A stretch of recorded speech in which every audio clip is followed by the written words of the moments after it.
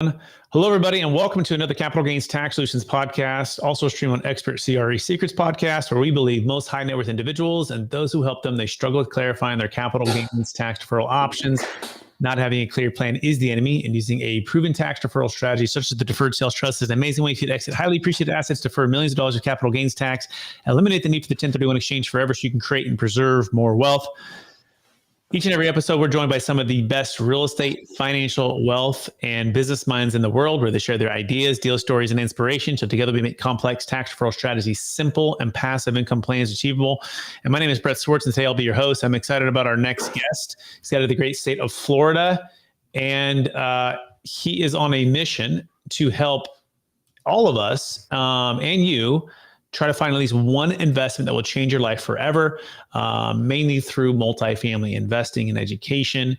And he has a really kind of a cool track record so far with establishing over 70 million of AUM over the past few years. And he also leads a mastermind and has helped about 60 other investors achieve financial freedom and so much more. Please welcome to the show with me, Josh Ferrari. Josh, how are we doing?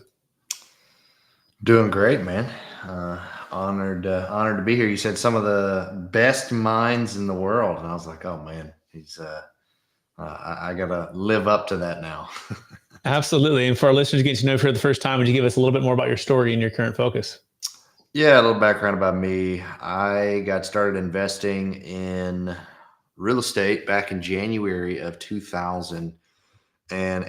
Prior to that, I was a full-time aircraft technician. I honestly had no aspirations to do anything outside of aviation, just simply due to the fact that it was all I ever knew. It's all I ever wanted to do growing up. And so I was working full-time, just got married. My dad calls me up out of nowhere and tells me that him and my mom are getting ready to start flipping houses. And I thought, all right, that's interesting. You know, you guys have never had any real estate investing interests before. Why now? Why flipping? Help me understand what's going on. So he gives me all this information, background, starts giving me some resources and tools and stuff to check out. The conversation really catapulted my interest into the business. Now, we never ended up flipping anything, but we did make the decision that we were going to do something in real estate. So my wife and I almost jumped in immediately into what's called wholesaling, which I'm sure a lot of your listeners probably know. We tried that for about 6 months. We didn't actually close on any transactions. Realized I could have cared less about it anyway. I really wanted the benefits of owning real estate. So we're like, all right, well, how do we buy something? You know, how are we going to be able to afford to buy something? Because let's be honest, we were just broke as a joke, newlyweds, trying to figure out how to make it work. So we got creative, found a way to go out and buy a fourplex, which was a really large deal for our first ever investment that we didn't really have a lot of money to pay for anyway. We learned a lot of valuable lessons through that acquisition because our initial intent was just to house hack it and live in one of the units, rent out the other 3, live for free, make a little bit of money, use that money to grow our, of course, our personal liquidity, eventually refi or sell or something. We weren't sure what we were going to do quite yet, but get more money to be able to just rinse and repeat the process, buy bigger and better properties as we continued to grow. Well, then we lost 60 grand on that investment. That didn't pan out. So through those valuable lessons that we learned, a big takeaway that we got was lack of clarity. Lack of clarity led to lack of focus, and lack of focus led to ultimate failure. Just time and time again, everything we tried to do. We went from house hacking to long-term rentals to midterm rentals to short-term rentals to flipping to all different kinds of things, all within this one transaction, and none of it was really conducive to success. So once we got the clarity about what we wanted, which was really passive life, right? Financial freedom, avoiding capital gains and any other taxes one might be forced to pay in America. So through that, we immediately made the decision that large-scale commercial multifamily syndications was basically going to be the route that we wanted to take. That was going to be the asset class that helped us achieve massive success. So once we made that decision, I had no idea how to do any of that, right? I was a small peon in the fish and in the pond. And so how on earth were we going to be able to actually break into the space, do it right, and actually buy large multi-million-dollar properties? So I got a mentor, right? The same thing that I'm sure a lot of your audience has heard before or has hopefully done already.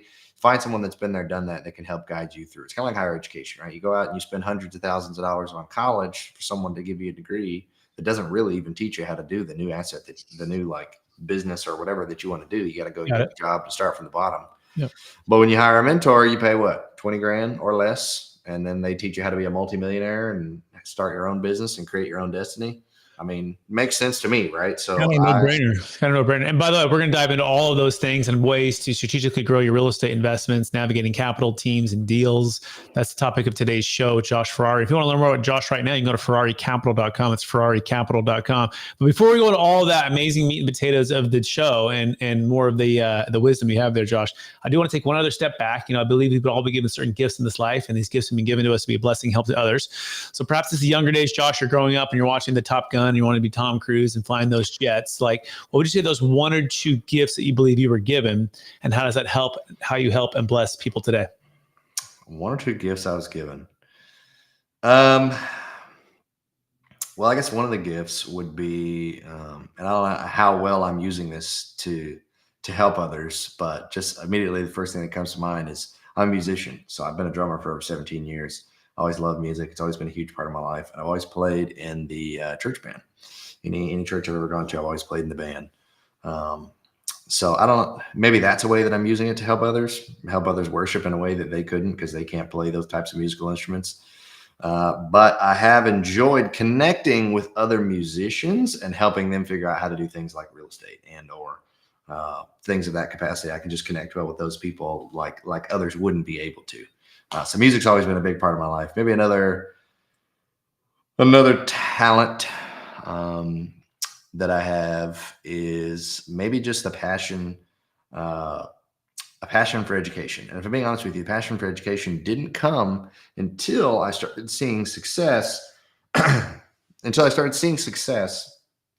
in commercial, like in actual syndications and truly making money and this becoming something that actually makes sense. Once that happened, I realized that I had something, right? I had something that I could give back to someone else now that I knew how to successfully change my own personal life, and I could help others do the same. And the passion came from my mentor as well. The mentorship relationship that I had back when I first got started was a very hands-on, personal, one-on-one relationship. We knew each other's spouses, kids. We ate dinner and breakfast and lunch and everything else at each other's houses. He introduced me to investors, introduced me to brokers, lenders, all kinds of things. He even sold me my first property, and he wired me $35,000, no questions asked. Hope this helps. Don't got to worry about paying me interest. Pay me back whenever you can. So that type of relationship is the type of relationship I strive to help my students now have with me. Fantastic. Those are great gifts. Musician, I love that background, as well as passion for education. You said another thing that was really neat. Lack of clarity leads to lack of focus, and lack of focus basically perhaps leads to lack of results, which perhaps is the first secret to navigating capital teams and deals and having strategic real estate growth. So, but you tell us, what is the number one secret to navigating capital deals and teams and growing in a way that's very strategic? The number one secret. I don't know if it's a secret. It definitely was something that helped me drastically, though. And it's something that I have all of my students do, like, as the very first thing when we actually join and jump in together. Because if you think about it, it's usually an analogy of you bought a brand new sniper rifle and you're going down to the range and you want to sight in your brand new scope for your brand new rifle. And you got a buddy that's going with you, and your buddy's maybe a little bit more experienced for you or understands the spotting role of someone with binoculars that's got to make sure that you dial in and get everything right, so that every time you squeeze that trigger, you hit the bullseye downrange. So you get onto this range, you got your spotter buddy with you, and for analogy's sake, your spotter is effectively your mentor, right?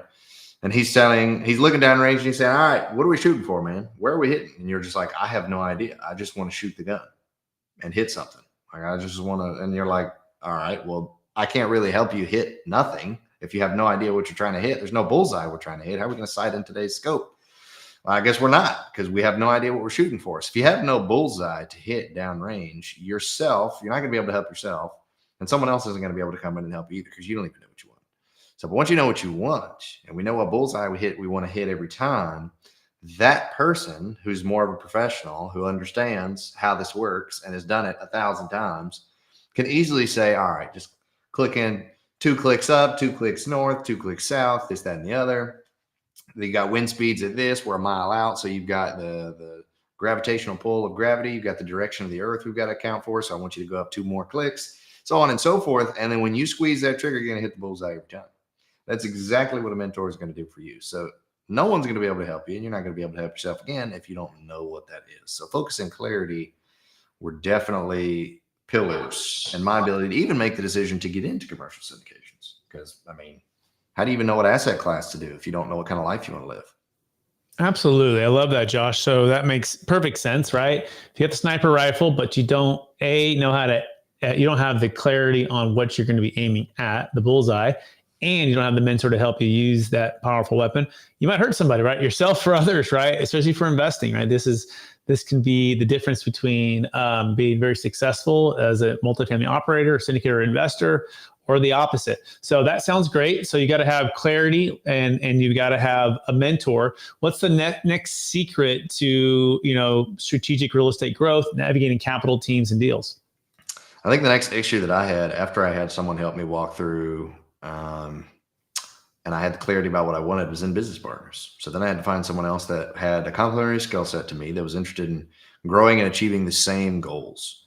So goal for me was always to have roughly around $50,000 a month in passive income, live a life that was a lot more passive in the sense that I could work or choose not to work or what have you. I could spend more time with my family, go on more vacations, just like life experiences was always important to me. And so I thought, all right, well, I know I'm not going to be able to get there alone, especially just coming off the cusp of losing 60 grand. How on earth am I going to be able to afford any of this stuff? And so finding someone who had more liquidity than me was step number one.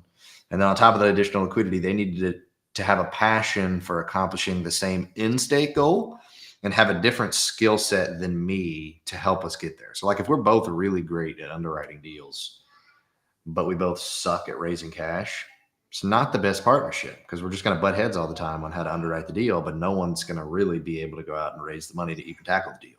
It's like we had to have something complementary that we enjoyed doing and we're actually good at and could accomplish. And then the long overarching goal, the vision towards the end of the tunnel had to be similar as well. Because you don't want to start a partnership with someone who has maybe a complementary skill set to you and you think, oh, this is fantastic, we're going to achieve great things together. And then you buy one or two deals that totals like 100 units, 150 units. And then your business partner's like, all right, I'm done.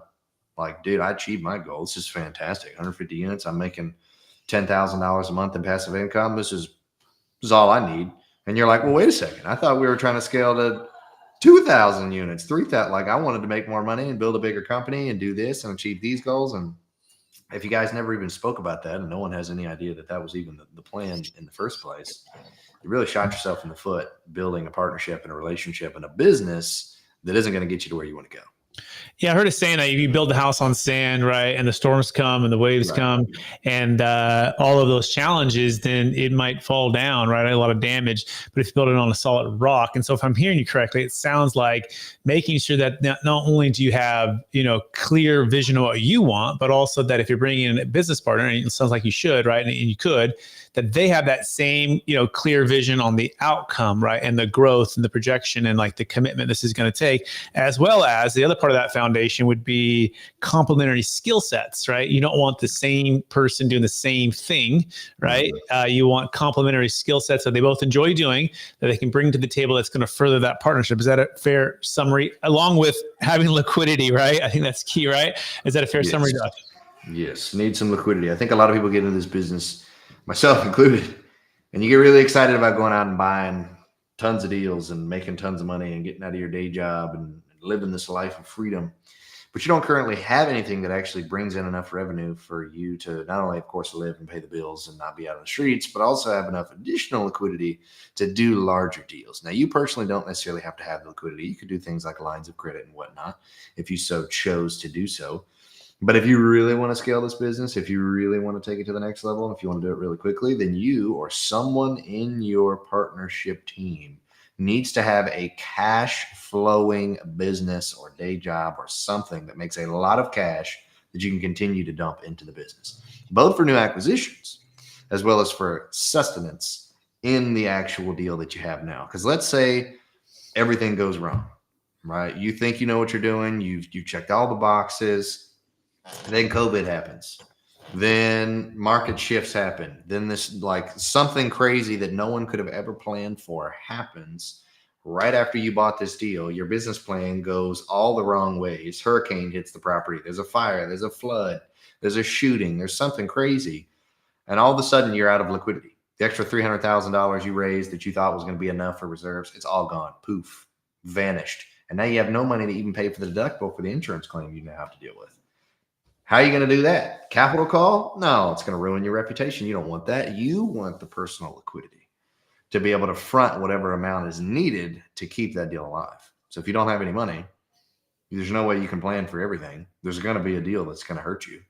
And if you're not liquid enough, you're screwed. So a lot of operators that are screwed right now in this market. That's why everyone says 2024 is going to be so opportunistic because of all the people that are screwed. Yeah. And speaking of that, by the way, I couldn't agree more. And by the way, you can learn more about Josh Ferrari by going to ferraricapital.com. That's ferraricapital.com. Yeah, I couldn't agree with you more, Josh. And in fact, that's part of why most of what we've been doing the last couple of years before the run up is not overpaying for properties, not taking on debt that's going to reset and be in a bad position, but rather helping our clients exit deferred tax and sit on the sidelines with their powder dry. And by on the sidelines, I mean investing into mostly multifamily debt, paying about 10%. It's about 30-day liquid and gives them the ability to time the real estate market. But that being said, I'm curious, what would you say as a capital raiser is your biggest frustration as it pertains to the 1031 exchange? Bringing capital from businesses or cryptocurrency or multi-million-dollar exits. What would you say is your biggest frustration that you've seen for the clients and the investors that you serve? For 1031 exchanges, I guess the biggest frustration is the paperwork, the time frame it takes to actually do it. Because timing's everything with the 1031. You got 45 days to find something, 180 days to close on it. And if you don't meet those goals, then the 1031 blows up and you got to pay all the taxes. So to top it all off, the time frame that they give you, even if you found a deal immediately and you had all these things immediately to happen and take place, it still ends up taking quite a bit of time to finish out structuring the entire 1031 exchange, depending on how you're going to set up your own syndication if you choose to do a syndication and bring the 1031 money into it, which is kind of what we're talking about as capital raiser. So we had one guy come in. He decided that he wanted to invest with us with his 1031 funds in like March or April of 2023. And we didn't actually get the transaction closed and paperwork completed until like November of 2023. Like it just takes a long time for that money to hit. So if you're like quick turnaround, you're like, oh yeah, I got this new deal that I need to raise like $20 million for, but I'm not worried about it. I got some investors that got some 1031s I could roll in and get this deal closed in 30 days. You forget about it. It's not going to happen in 30 days. You need to have a long runway, and a lot of sellers aren't willing to wait that long. So how do you structure it to where you have the ability to wait that long? Well, for us, what we had to do was we basically had to, luckily this particular transaction didn't need his extra money. He ended up investing about $1.5 million into the deal. But luckily the $1.5 million that this particular investor gave us through this 1031 was for the development of the property. So we were able to close on the property before then, actually buy the land. And then when his money finally hit, we were able to, finish out the development like we had planned with the money that he was investing. So I'd say the biggest struggle is just time, dealing with all the paperwork. Everything's got to be perfect. Everything's got to be right. And then confusion too. So like you have investors that might have 1031 exchanges and maybe they've never done this before. They've done a 1031, but they've never invested into a syndication.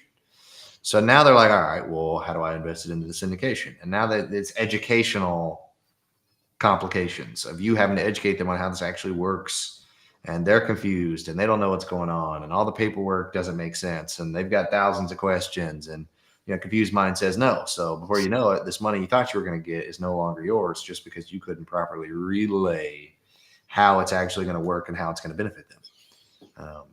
So I'd say those are the two biggest struggles that I've personally faced with 1031s. Yeah, and I think most people have too. We call it the shotgun wedding, right? You're trying to engage in 45 and married in 180, and the timing becomes a real pressure point. And second, just to add, business sales, cryptocurrency, they don't qualify for 1031 exchange, nor do primary homes or stock sales, right?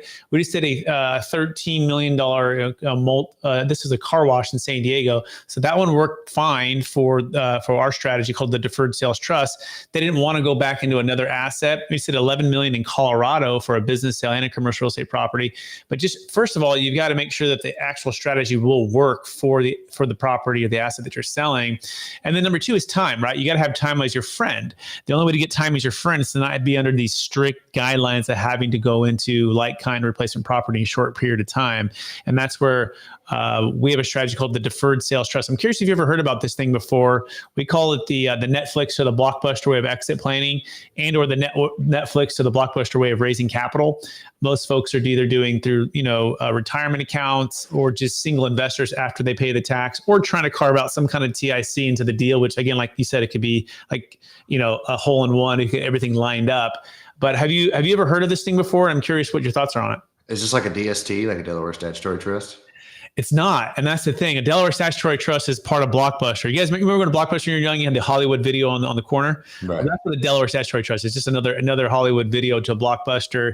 They're simply a 1031, like kind replacement syndication, if you will. Mostly is what those are. This is completely different. So this is a deferred sales trust. It's based upon an installment sale that you can couple with the trust, and essentially sell to a trust and receive back a promissory note. But then the trust itself can invest into whatever it wants, whenever it wants, and whatever you want, really what it comes down to, right? So it's very flexible. You can diversify. You can go into liquid investments. You can go into securities if you want to. You can go into hard money lending. You can develop with the capital. And so super flexible, but typically multi-million-dollar exits. And then, of course, a lot of folks want to go into syndications, right? Or want to diversify into a mobile home park syndication and a multifamily and maybe do some development. But all of this together, there's no timing restrictions, so you can dollar cost average. That is cool. No, I haven't heard of that specific niche so it's kind of like a 1031, but it's not underneath the same umbrella, but it accomplishes the same goal. Yeah, you got it. You eliminate the need for the 1031 exchange, right? So no timing restrictions, no like-kind replacement requirement, no debt replacement requirement, no 45-day 180. You can put into any kind of investment you want. We did $13.5 million of crypto exits for 2 clients before the crash. We call it the best kept secret your CPA's never heard of, right? As it pertains to capital gains tax. And it's part of actually my story. Started at Marcus and Millichap selling multifamily properties, grew with my parents in the Bay Area, building houses. And we thought the 1031 exchange was the end all be all. Then I had the market crash and my wife and I were making, nothing at the point, right? Moving with my brother to a small condo, working side hustles at Cheesecake Factory. And that became kind of our foundation of learning about this in the 08 crash. And over time, we learned about the strategy and we're going, if people knew about this, it would change everything. And so now we work with some of the top multifamily syndicators in the country to educate them and their tribe about how to do this, right? And so now, being that you are, becoming one of those, right? I just see it's a great way to help a lot of people. Yeah.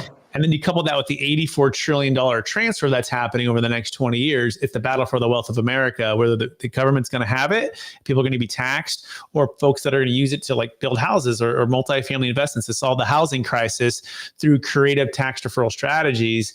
We call that tax flow, not just cash flow, right? And then connecting those with a strategy that gives you time on your side. And that's really the key denominator here. It's like back to building your house on sand versus solid rock. We believe if you can build an investment strategy based upon a time strategy that's flexible and not restrictive, like a 1031, that changes the entire wealth building opportunity. Wow. That's pretty cool. I'd love to learn a little bit more about that. Yeah, cool. And by the way, if anyone wants to learn more, you can go to capitalgainstaxsolutions.com. We've got a new book that just got released called Building a Capital Gains Tax Exit Plan, hit #1 bestseller. Kevin here from Shark Tank in the book, pretty cool. And other people, really smart people like Josh are in the book who are talking about multifamily different investments. So check that out, Building a Capital Gains Tax Exit Plan on Amazon, or go to capitalgainstaxsolutions.com. That being said, Mr. Josh, are you ready for the lightning round? Let's do it. All right. Knowing what you know now, if you could go back to your 20-year-old self, what's the one golden nugget make sure to tell yourself to do? The one golden nugget I tell myself to do.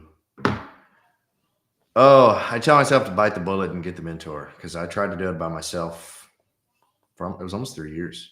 We tried to do it without any help, just my wife and I, because we thought we needed to own 100% of the equity, because that's how you make the most money. You give away too much of the pie, you don't make a lot. But you could have 100% of nothing or 100% of negative, and it doesn't really benefit you. So I would just swallow the pride, pay the money that you didn't think you'd ever have to pay, or that you're like, there's free information, free education out there. I can listen to podcasts like this. I can read books. I can do all these other things. There's so much free information. I don't need that.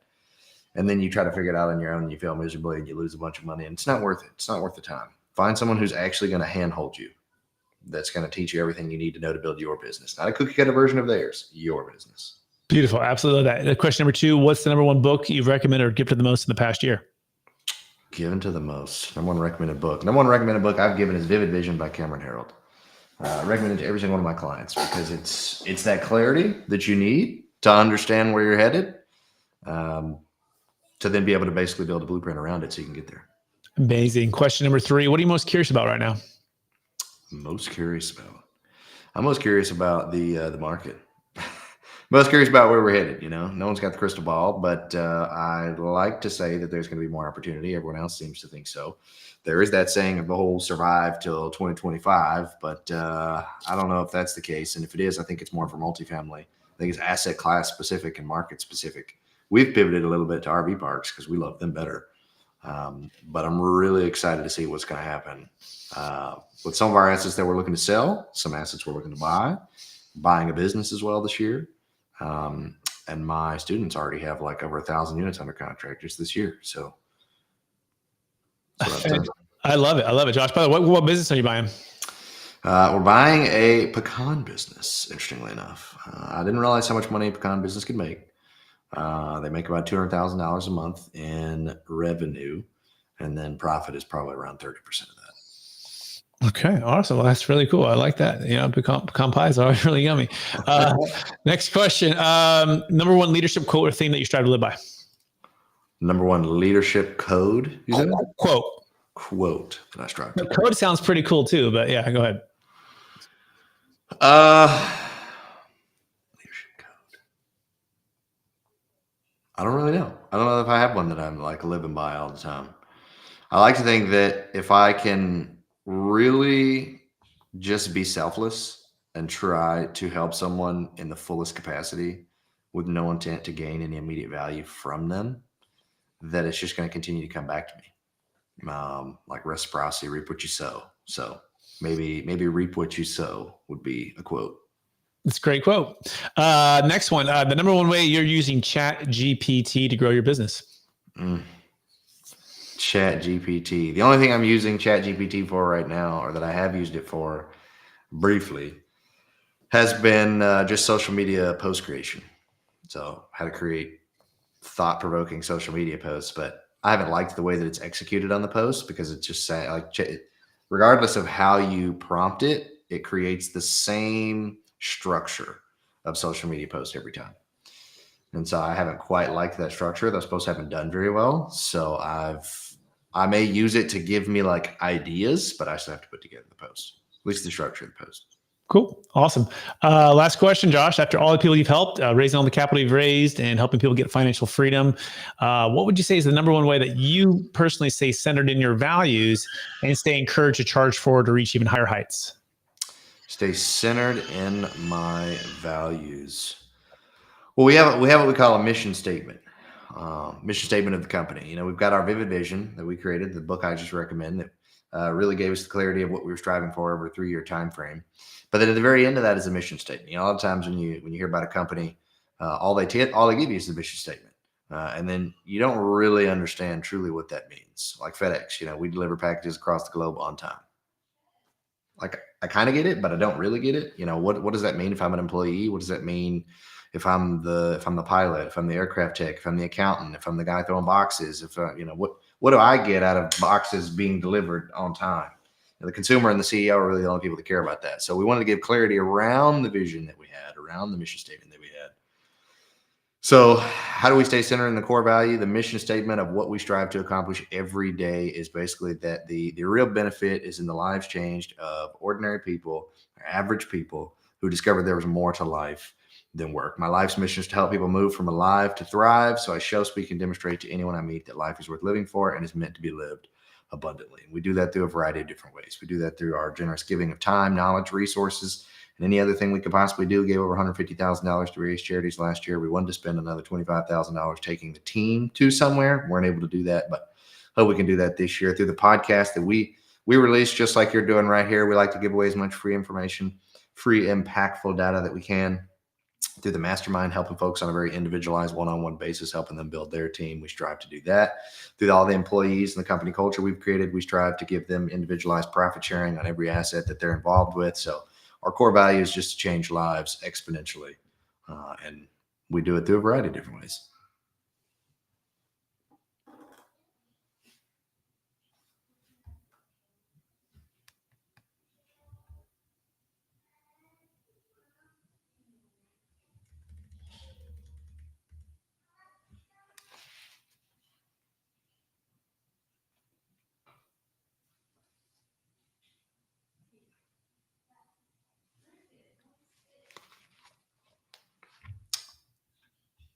Oh, Josh, I'm so sorry. I was on mute right there, guys. So that was a big pause there. I was just giving Josh, I was singing Josh's praises. I was actually in the back doing some drums there.